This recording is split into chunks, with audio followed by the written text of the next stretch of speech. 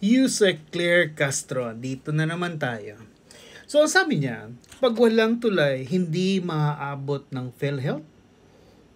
Tulay ba to papuntang China? Philippines to China? Di ko alam, di ko maintindihan. Tingnan nyo lang to. Po, halimbawa, nandoon yung pasyente, hindi makatulay. Walang road. So, ito bang pondo na to na napunta na sa National Treasury? Paano kami makaka-reach doon? We have to use some funds na para maiabot at health connected yun kasi yung mga tao nandoon sa lugar na yon, hindi yun maaabot ng PhilHealth. So, kaya po ang pwedeng gamitin doon, maaaring gamitin yung accumulated revenues. Pagkakaalam ko naman, PhilHealth is national.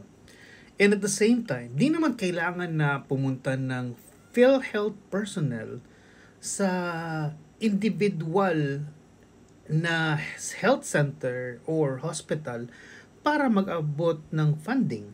Meron naman tayong bank transfer, meron naman tayong GCash, meron naman mga online transaction. Paano sasabi niya hindi aabot ng funds, hindi aabot yung PhilHealth doon? Lalo na pag walang tulay.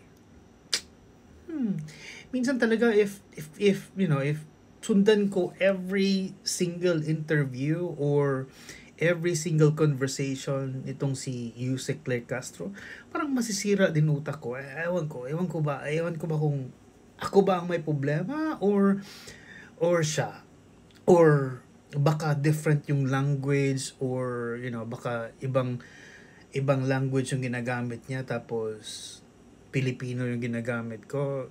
I don't know. I really don't know. But if you guys understand, please let me know right now in a comment.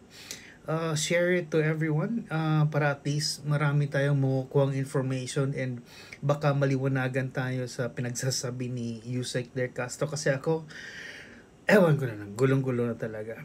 For now, cheers, bye!